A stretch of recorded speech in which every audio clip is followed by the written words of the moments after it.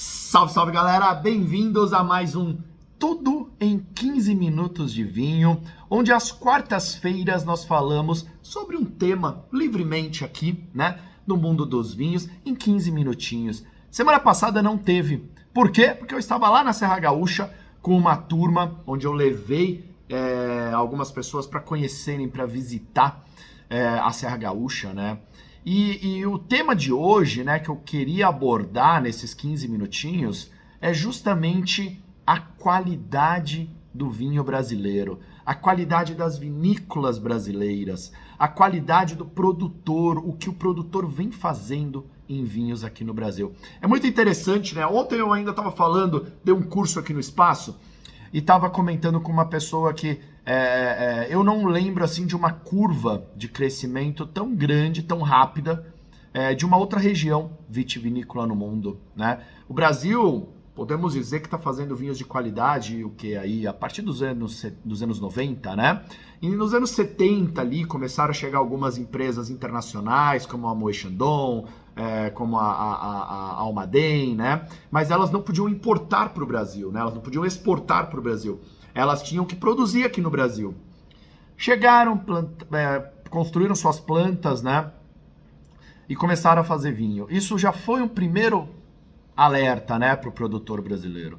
E nos anos 90, quando o presidente Collor abriu o Brasil, né, o mercado brasileiro, começou a se importar mais produtos, a gente começou a ter uma virada de mesa mesmo, né, uma virada de chave do produtor brasileiro, né? Ele começou a ter que se importar com a qualidade dos vinhos, porque senão ele não se diferenciaria do que estava chegando importado, né?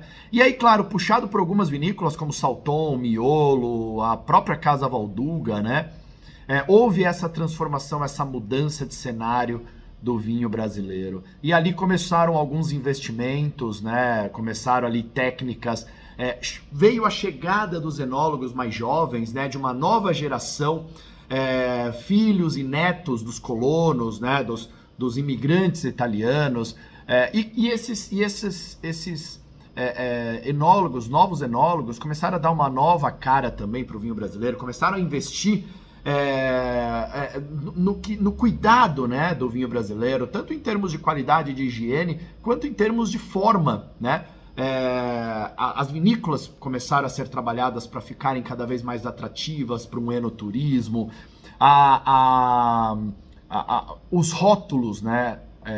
A embalagem, o que mostra para o consumidor o vinho em primeira mão, né? Eventos, enfim, o mundo dos vinhos começou a se transformar, o mundo dos vinhos brasileiros, né? Começou a se transformar ali nos idos dos anos 90. E culminando, claro, com a pandemia, né? 3, 4 anos atrás aí, onde o brasileiro acabou descobrindo, ou talvez redescobrindo, o vinho brasileiro, o vinho nacional, né?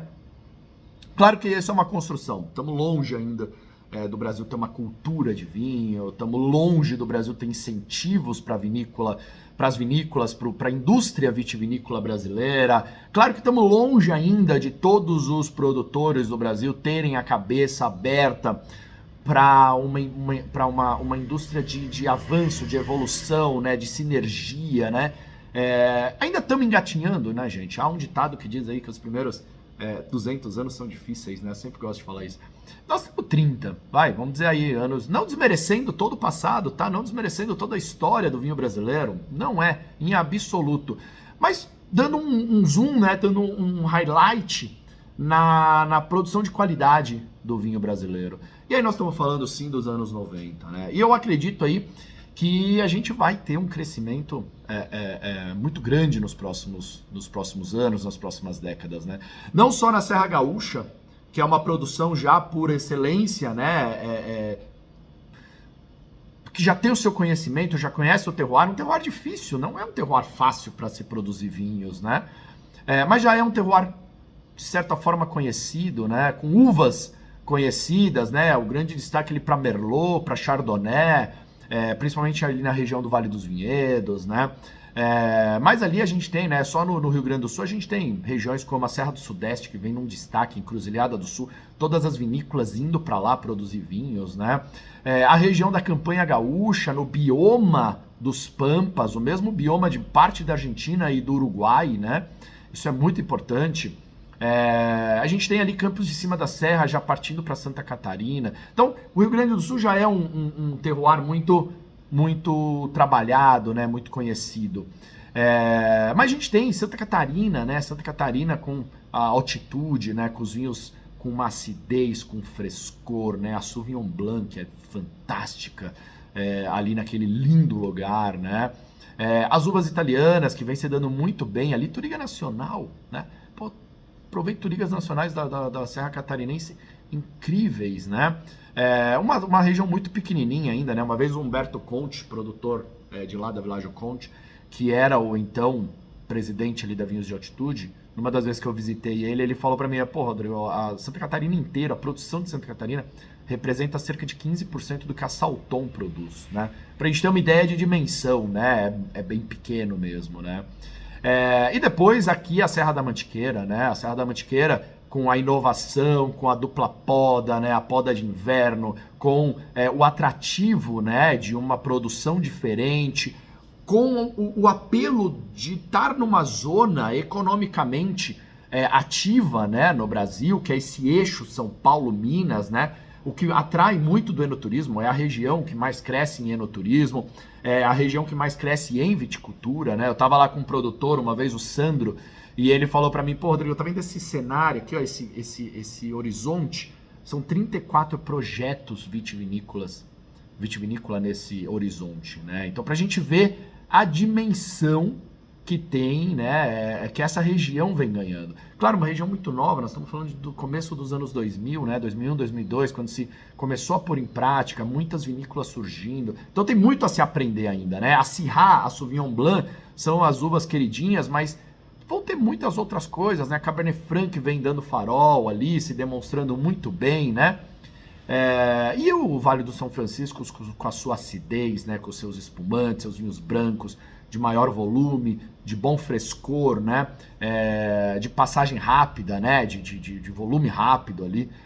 Também, então o Brasil é um país continental. Então, resumindo, né, um pouquinho de Brasil que eu quis trazer aqui nesse nosso encontro aqui, é um país que ainda vai crescer muito, né? E o brasileiro tem que começar a valorizar mais, né? O brasileiro já valoriza, muito diferente do que era 5 anos atrás, mas ainda tem que valorizar mais, né? Invariavelmente eu ponho vinhos brasileiros às cegas aqui no espaço, e quando a pessoa prova, fala, nossa, que fantástico, tá? Quando você revela que é brasileiro, fala, nossa, do Brasil, né?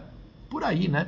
E fora o enoturismo, né? Então, como eu disse, fui para a Serra Gaúcha, levei uma turma para lá e nós tivemos passeios de primeiro mundo, como diz o outro, né? Passeios que nem em outros cantos tão famosos eu tive, né? Uma atenção, um carinho do produtor que não tive em outros lugares.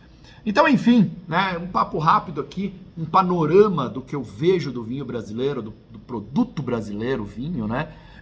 E do enoturismo, né? Desses nossos 15 minutinhos, hoje foi um papo mais rápido aqui, mas eu quis trazer essa visão que eu voltei da Serra Gaúcha semana passada, porque eu acho que é muito importante, né? Muito importante da gente valorizar esse produto brasileiro, o vinho brasileiro. É isso aí, tudo em 15 minutos de vinho. Quarta-feira que vem volto aqui com outro tema. Divulguem, clica aí no sininho, acompanha, esteja comigo aqui no YouTube também. Espero vocês no próximo encontro. Cheers, galera! Beijo grande, tudo de vinho.